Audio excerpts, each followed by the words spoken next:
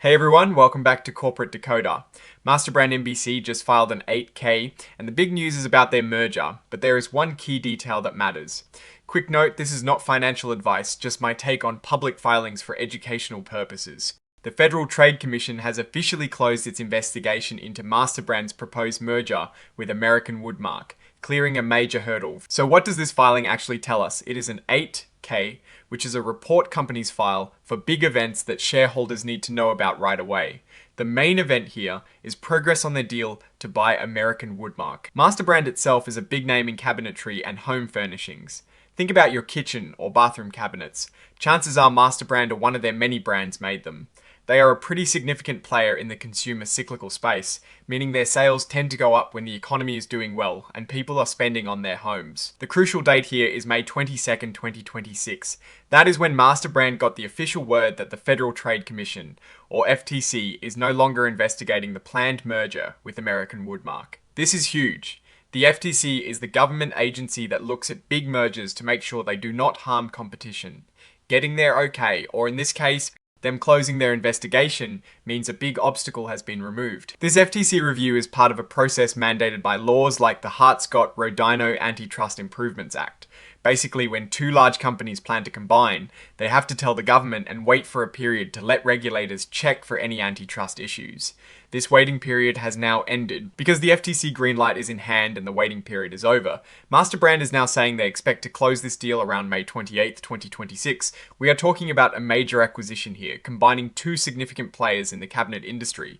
The news headlines are already buzzing about this, with projections of around $90 million in cost savings. That kind of synergy, or working together more efficiently, is often a big driver for these kinds of deals. For context, MasterBrand's stock, trading under the ticker symbol M.B.C on the New York Stock Exchange, is subject to various market forces. While this filing doesn't directly detail financials like a quarterly report, the successful closure of this merger could significantly impact MasterBrand's market position, its scale, and its competitive landscape. We are seeing reports that this all-stock deal is expanding MasterBrand's reach even further. Now, like most company filings, this report includes a standard section about forward-looking statements. This is essentially a disclaimer. Companies include this to say that when they talk about the future, like when they expect to close a deal or what benefits they anticipate, these are just their current beliefs and plans. The reality could be very different due to many risks and uncertainties. They are warning us that things might not turn out exactly as they hope. They list out a whole bunch of potential roadblocks. This includes not meeting all the conditions in the merger agreement, legal challenges popping up, or even just difficulties in retaining customers and employees during the transition. Integrating two large companies is never easy, and they are admitting that there is a real chance that the anticipated benefits, like those cost savings, might not happen, or might take much longer than expected to materialize. This point is really important. We often see companies talk about the amazing synergies they will achieve after a merger, but the reality is a significant percentage of mergers fail to deliver on those promises. Given they explicitly call this out, it suggests this is a primary concern for MasterBrand as well. It is a reminder to always look beyond the press releases and understand the inherent risks in these large corporate combinations. The filing is signed by R. David Banyard Jr., the President and Chief Executive Officer of MasterBrand. This is standard procedure for these types of reports, indicating that the company's top leadership is aware of and stands behind the information being conveyed.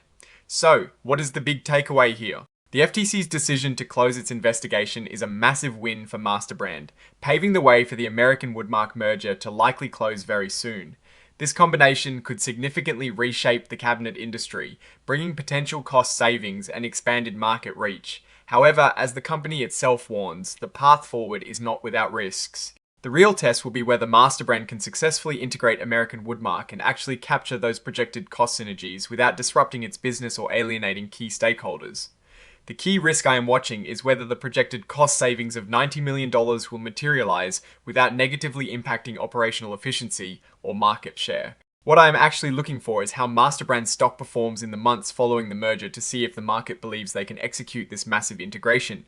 Oh, and the research tools I actually use are linked in the description. They help keep this channel going. That is my take. Stay decoded. If this analysis was valuable, hitting that like button really helps, and subscribe for more deep dives. Check out the Discord in the description.